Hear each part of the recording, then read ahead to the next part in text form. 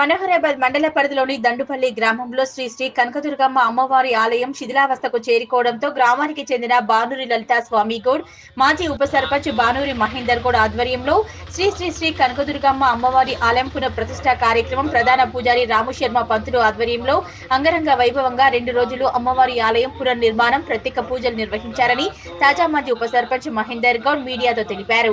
ఈ కార్యక్రమంలో B Venkatesh Goud, R Lachcha Goud, B Mahesh Goud, Ajay, B Venkatesh Goud, Anil Yadav, Pawan Goud, Karnakar, Durgam Raju తదితరులు పాల్గొన్నారు।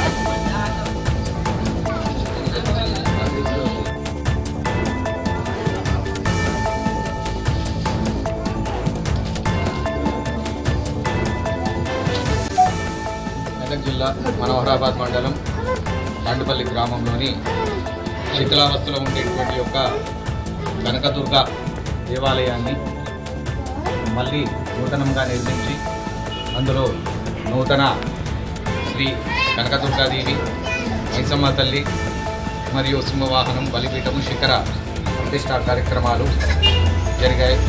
గత 2 రోజులుగా అమ్మవారి యొక్క దేవాలయం అతి పురాతనమైనటువంటిది, అందువల్ల దాన్ని జీర్ణమైనటువంటి దేవాలయాన్ని తీసేసి నూతన దేవాలయం నిర్మించడం జరిగింది। నిన్న గురువారం నుండి అమ్మవారి యొక్క ప్రతిష్ఠా కార్యక్రమాలు జరిగాయి।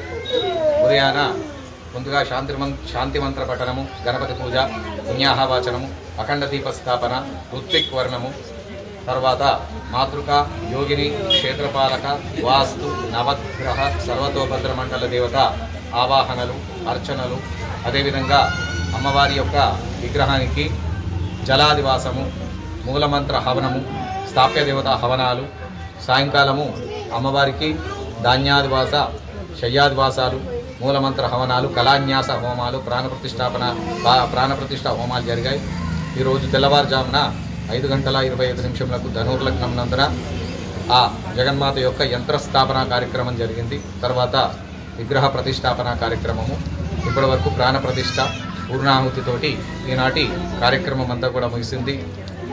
ఇది పురాతనమైనటువంటి దేవాలయాన్ని కొత్త దేవాలయం నిర్మించడం కన్నా జీర్ణమైన దేవాలయాలను నిర్మించడం అనేటువంటిది, ఒక పురాతనమైన జీర్ణమైన దేవాలయాన్ని కొత్తగా కడితే 1000 గుళ్ళు కట్టిన దానికంటే ఎక్కువ పుణ్య ఫలితం అనేటువంటిది కలుగుతుంది।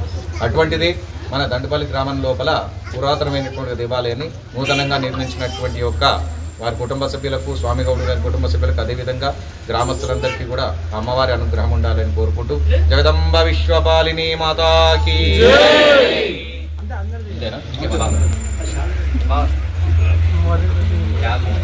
ఎక్కడున్నారు అదే అందరూ